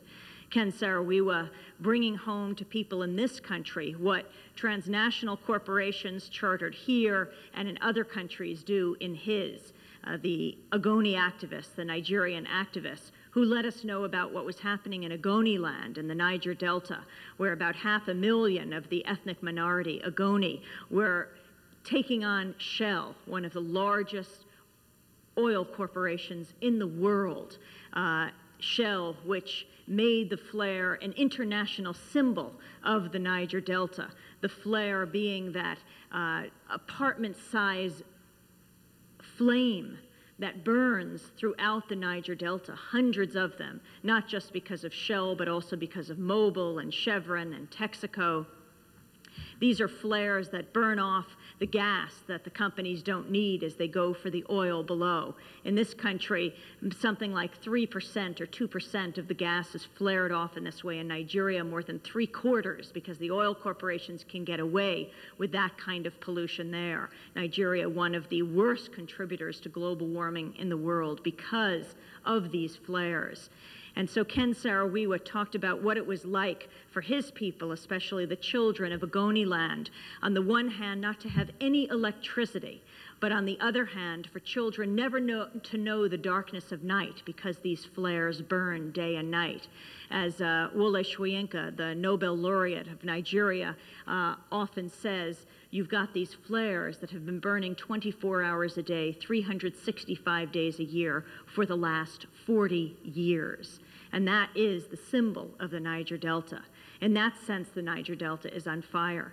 It's also on fire because of the resistance of grassroots activists, of villagers, millions of them in the Niger Delta, who are increasingly saying no to these oil corporations. Ken Saro-Wiwa helped to light that fire, but that fire is continually being lit. So much so, unfortunately, in this country, we don't hear about this very much, but at this point, it looks like a third of oil production has been shut down in Nigeria because of villagers occupying barges, because of villagers going to offshore drilling sites, cutting off oil flow stations, and saying, unless you respect our environment, unless you stop polluting our area, which means the end of the livelihoods of people whose livelihoods are fishing and farming. Unless you respect us, we will not let you operate. We want you out of our country. And it's an absolute phenomenon what these young people around the Niger Delta are doing. On November 10th, 1995, 3 years ago, Ken Saro-Wiwa was executed along with 8 other minority rights activists from Ogoniland because he exposed the relationship between these transnational corporations, in his case Shell, and the Nigerian military regime, at that time the regime of Sani Abacha, who recently died. He showed how the regimes rely on these oil corporations to be propped up, and how these oil corporations rely on the Nigerian regimes, the successive regimes of Babangida and then Abacha and now Abubakar, how these successive regimes are basically the hired gun for these corporations. They know that they can move in and exploit and destroy whole areas because the notorious Nigerian military will be there ensuring that people can't rise up, but they are anyway. So Jeremy Scahill and I went to Nigeria this past August and September, and we discovered this one story about Chevron, the 3rd largest oil company in Nigeria after Shell and Mobil, and what it had done this past May, its responsibility in the killing of 2 Nigerian activists who did what so many other Nigerian villagers have been doing, and that is saying no, that you have to be held accountable. We went to a place called Elijah Land in the Niger Delta, went by speedboat and by car about 5 hours south of Lagos, the largest city in Africa, and also Nigeria. And went to this place where we learned, as we went by speedboat, seeing pigs dead along the shores, dead of the pollution that was caused by so many of the oil spills in this area caused by Chevron. And when we got to this area, Elijah Land, the people came out to greet us, and they wanted to talk about the pollution, but they specifically wanted to talk about what had happened this past May. What had happened was on May 25th, 1998, more than 100 villagers went out to this offshore drilling site, the Parabe platform that was run by Chevron. And they went out and they occupied the barge that was servicing the site to say, we want jobs, we want spills cleaned up, we want education, we want electricity. You've got these oil drilling sites that are lit up like Christmas trees, and yet the villages, what they call themselves the host communities, not having any electricity. You have the most disempowered communities in the world providing power to the most powerful nations on earth. And they understand that very well. So they went out to this barge and they said, "We demand to speak with the managing director of Chevron in Nigeria, an American named George Kirkland." They wanted to speak to the American because they knew who was the power behind this oil corporation, headquartered in San Francisco, the largest corporation based in California. Well, Chevron refused to send out George Kirkland, but they did send out a Nigerian representative. He flew out in a helicopter to the barge, and the villagers said, "Go meet with our elders, you negotiate, and we'll decide if what you have agreed to is adequate." He went to meet with the elders on shore, and they told him they would wait for his answer. They waited Monday, May 25th, Tuesday, Wednesday. Then they got word that Chevron would give final word on Friday and Saturday to their demands. And so they sent word to get the speedboats and the canoes out to the barge. They would then leave on Thursday morning, and they would participate in the final negotiation on shore. And so what happened? On Thursday morning, they saw, as they were waking up on the barge, 3 helicopters fly in. They thought maybe it was bringing more Chevron representatives to negotiate with them, as they had brought in the previous one. But instead, 3 helicopters flew in, and out came the Nigerian Navy, ruthless, notorious, as any contractor or any Nigerian will tell you, as well as the mobile police and the police and army came out of these helicopters. They ended up gunning down 2 of the Nigerian activists and killing them, shooting up a 3rd, and the rest of the villagers jumped into the sea, ran away. 11 were captured and put in what they described to us as a container. We found out later, as we talked to the contractor who owned the barge, the subcontractor for Chevron, what this container was just a storage facility on board. And we said, "What do you think of storing people in the container as these villagers were put in?" He said, good a place to put people in as any. He says, "Maybe we should build a brig. Maybe we should have a prison on board these barges." Well, this is what happened on May 28th, 1998. The villagers who weren't killed but put in this container were then sent to prisons for the next few weeks. And one of the activists, one of the leaders, described how he was taken out of his prison cell and he was hung from his handcuffs with his hands over a ceiling fan hook, his feet suspended for 5 hours as the Nigerian regime told him they wanted him to sign a statement saying he had tried to destroy this offshore drilling site of Chevron. He refused and said we were nonviolent. Ultimately, he was let off the hook after 5 hours. We then went to Chevron and asked how this had happened, and asked them if this is true, if this is how they would describe what had happened. We went to the walled-in compound in Lagos. All these oil corporations, Mobil and Chevron and Texaco, they have to exist behind barbed wire and high walls surrounded by Nigerian military, their private security forces, because of how the Nigerians feel about them. And remarkably enough, the spokesperson for Chevron in Nigeria told us, yes, we flew in the military. They had never admitted this before. They had always said the military flew in, but not that they had facilitated the military coming in. Now, the villagers had told us that the pilots were white, and we knew these weren't Nigerians then, but it was Chevron who provided the final proof, saying that they themselves had flown in the military. Yes, they were Chevron pilots. They flew in those that Ken Saro-Wiwa had made famous. For example, the mobile police, and Chevron admitted that the mobile police were a part of this mix. The mobile police, known in Nigeria as the kill and go, because they go into communities, they kill, and they go. And this is who Chevron brought in on this day. They know what to do when villagers start asking for some kind of compensation.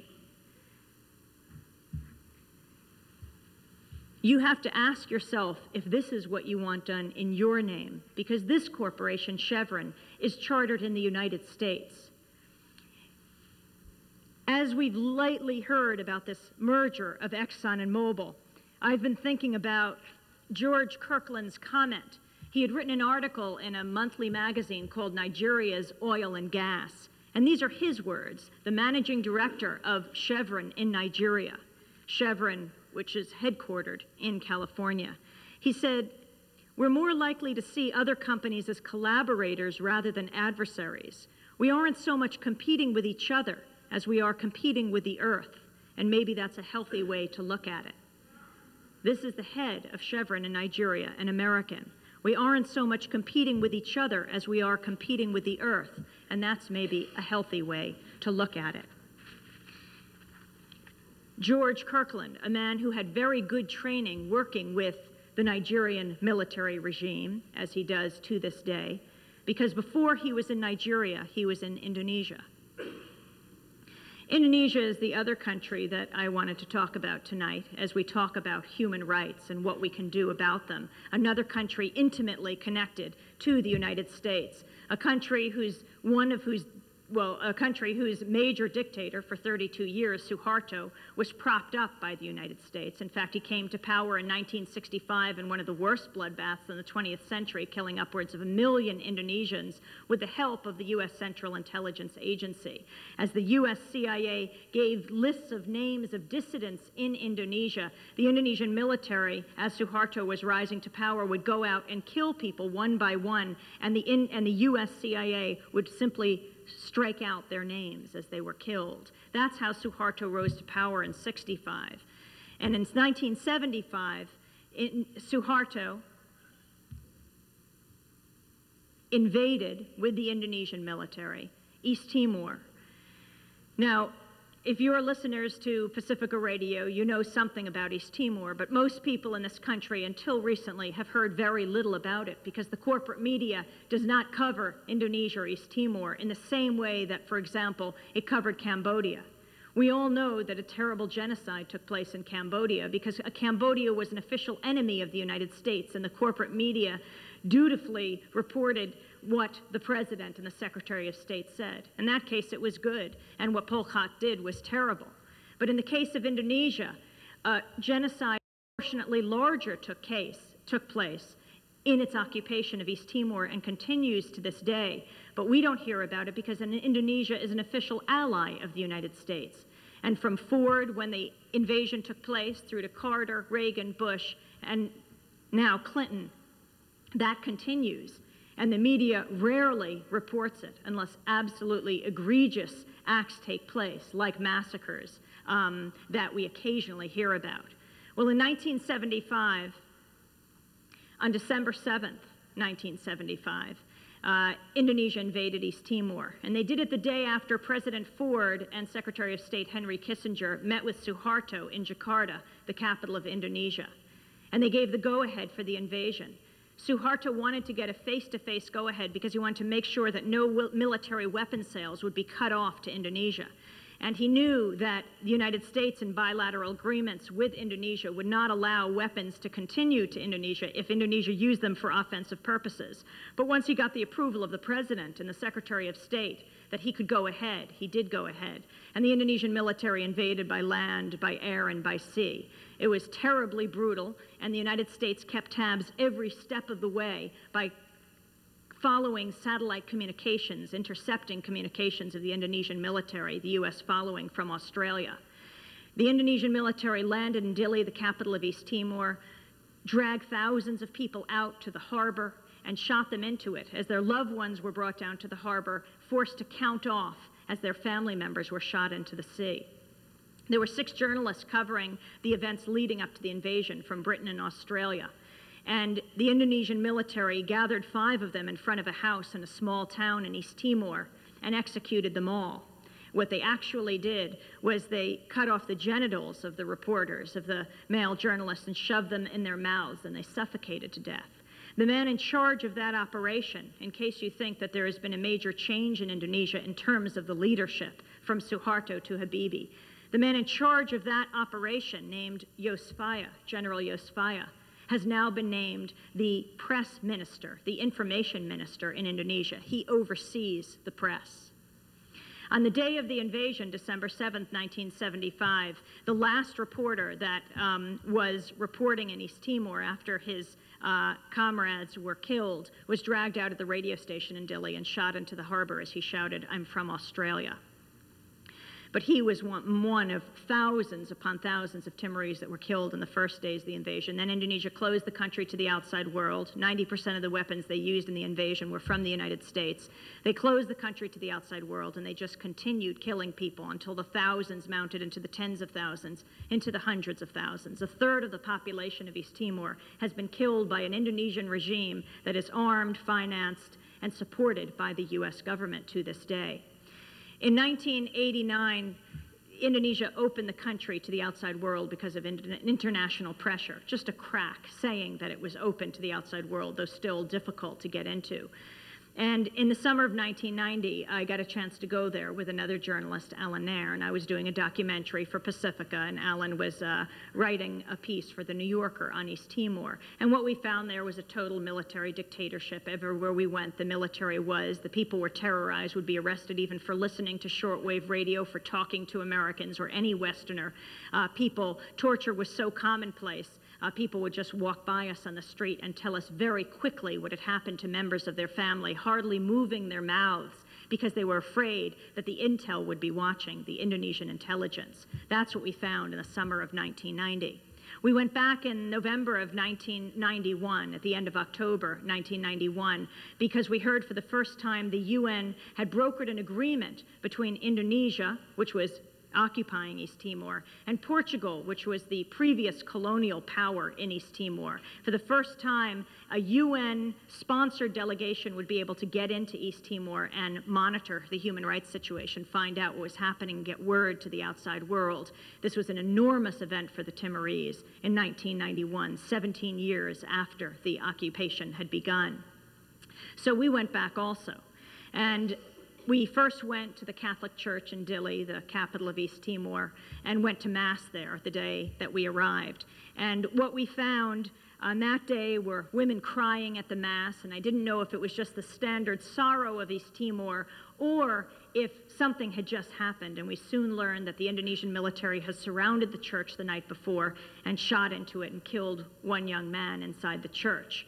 One young person who had been part now of the hundreds of thousands of people who'd been killed in Timor. But the Indonesian military had done something else. They had violated the sanctity of the church by shooting into it. And it was because it was a church that young people had gathered inside that church and many other Catholic churches throughout Dili and throughout East Timor, because they wanted to speak to this UN delegation. They were afraid they'd be arrested before the delegation came. And so they took refuge in the churches. They left work, they left school, and they went into the churches to live for the weeks leading up to the Portuguese delegation coming. We went around the country to see how the Indonesian military was preparing for this delegation, and everywhere we heard the same story. We'll kill you after they leave. If you speak to the delegation, we've already dug the mass graves to put your bodies in. That's what the Indonesian military told the people of East Timor. Bishop Bello told us, who has since won the Nobel Peace Prize, we will kill your body, that the Indonesian military said to the Timorese, we will kill your families to the 7th generation if you speak to the delegation that was supposed to come. That was the nationwide death threat that was issued against the Timorese. And then we heard somewhere within that 2 weeks, we began to learn, because it's very difficult for anyone to get accurate information in East Timor from the outside world, that the delegation was canceled. It wouldn't be coming. We've since learned it was at the behest of the United States. After all, this would be the first time the Timorese would be able to get word out to the outside world about what had happened, and could talk about what the Indonesian military, financed by the U.S., what it had done. And so they wouldn't have the protection of this delegation coming. What would happen to all the young people in the churches who had dropped out of school and work? What would happen to the entire population that was left in East Timor? They were desperate. And so on November 12th, 1991, now 7 years ago, we just passed the anniversary of the November 12th situation that took place. The people decided to hold a commemoration procession for Sebastião Gomes, the young man that was killed 2 weeks before. And 1,000 people turned out, just like the funeral 2 weeks before that Bishop Bello had presided at. This time, more than 1,000 people turned out for the Mass, and then thousands turned out to retrace the steps of the funeral procession to the cemetery where Sebastião Gomes was buried. It was about 8 o'clock in the morning on November 12th. thousands of people marching, and they unfurled banners that appealed to the UN, that said things like, "Why the Indonesian military shoot our church?"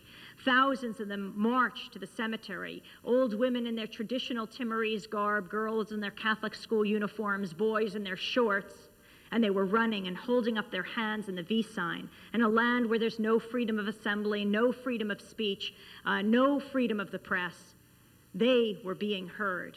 They were defiant. It was the boldest act of defiance the Indonesian military had ever seen. At 8 o'clock in the morning, they arrived at the cemetery. They were exhilarated and they were terrified, the Timorese, at what they had done.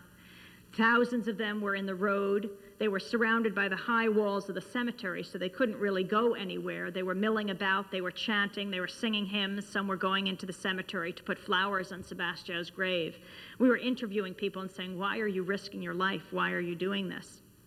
And we heard over and over again them saying the same thing: for my mother, for my father, for independence, for freedom. Over and over again, people would say that. And then from the direction the procession had came hundreds of Indonesian soldiers, their US M16s at the ready position, hundreds of them marching up in formation. We were in the middle of the crowd, and Alan suggested that we walk to the front of the crowd, because although we knew they had committed many massacres in the past, we thought maybe our presence could head off the attack if they clearly saw us. And so for the first time, I took all of my equipment out, always hiding it in the past, because that endangered the Timorese if any were caught talking to us on tape. But I took out my tape recorder and put the microphone above my head, put my headphones on, and we walked to the front of the crowd, and Alan put the camera above his head so it would be very clear to the Indonesians who we were. We walked to the front. There were thousands of people behind us. They couldn't get away because of the high walls of the cemetery. The people at the very back could run, but no one in the middle or at the front could get away. The people right behind us were a lot of kids, around 7, 8 years old, still standing with their hands in the V sign, though it was very quiet as we listened to the beat of the soldiers' boots hitting the ground as they marched up, and behind us the kids whimpering, but still with their hands up in the V sign. The soldiers marched up around 10 to 12 to 14 abreast. They marched up, they rounded the corner, and without any hesitation or provocation, they opened fire on the crowd, gunning people down from right to left, killing them right before our eyes. They threw me to the ground and started to beat me. Alan threw himself on top of me to protect me. And the soldiers that weren't shooting at the other Timorese took their US M16s like baseball bats and slammed them against Alan's head until they fractured his skull. And then a group of them lined up with those M16s and put the guns to our heads, around 10 or 12 of them, and shouted, "Politique, politique," because anyone who witnesses a massacre in Timor, they consider political. And they shouted, "Australia." We knew what had happened to the Australian journalists. Alan was covered in blood and couldn't protect himself anymore. We were laying in the road. And all we could say then, we were stripped of everything, was, "No, we're from America. We're from America." The only thing I had left was my passport, and I threw it at them. They saw we were from America, and at some point they decided to take the guns from our heads, probably because we were from the same country that their weapons were from. They would have to pay a price for killing us that they'd never had to pay for killing the Timorese. They moved on and then continued to kill the Timorese, Timorese who had run into the cemetery. They were picking them off between the tombstones as they cowered behind those tombstones.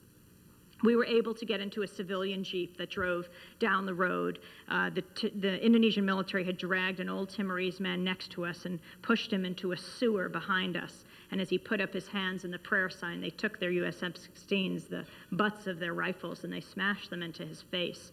The driver of the civilian jeep that picked us up picked up this old man and put him in the jeep, and we drove off. And dozens of Timorese jumped on top of us in the jeep and on top of the jeep and hung off the spare tire at the back. And we drove like that as a human mass to the hospital. And there we saw the lucky Timorese, the ones who'd been shot but not yet killed, and the doctors and nurses were beginning to operate on them. When they saw us, and they saw Alan covered in blood, the doctors and nurses, some of them started to cry. And it wasn't because we were in worse shape than the Timorese, but I think it was because we represent two things to the Timorese. We represent the sword because we provide the weapons to the Indonesian military that has committed this genocide in East Timor. but we also represent the shield. They see us as the only group, the only power on earth that can stop this genocide against them, because we are making it possible for the Indonesian military to continue this bloody occupation in East Timor. And they see the American people as being the only ones who can stop it, because they've done all they can do. And we see what happens to them. They get gunned down with our weapons. It's up to us now, in the most powerful place on earth, to make sure that those guns are turned away. And that is why I think they cried on that day. We went into hiding, and we learned then that the Indonesian military had surrounded the whole cemetery. They were preventing all religious and medical people from going to the site to perform first aid or last rites. We learned that hundreds of people had died, in fact, more than